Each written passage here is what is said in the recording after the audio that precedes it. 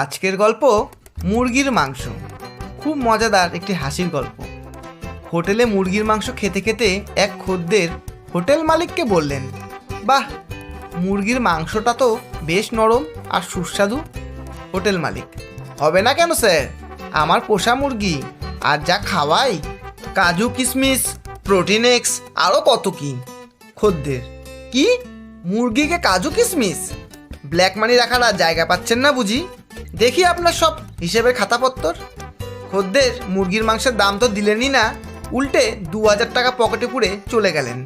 কারণ খদ্দের ছিলেন ইনকাম ট্যাক্স অফিসার। এর কদিন বাদে আরেকজন খদ্দের মুরগির মাংস খেয়ে খুব খুশি হয়ে বললেন, বাহ, পোষা মুরগি বুঝি, তা কি খাওয়ান এদেরকে? হোটেল মালিক এখন অতীত থেকে শিক্ষা নিয়ে সাবধান হয়ে গেছেন। বললেন, আগে ভালো কিছু তো আর খাওয়াতে পারি না, ওই পোকামাকড়, আরশোলা এইসবই খাওয়াই। খদ্দের, কি মুরগিকে পোকামাকড় খাওয়ান? জানেন আমি prevention of cruelty to edible বার্ডসের অধিকারিক।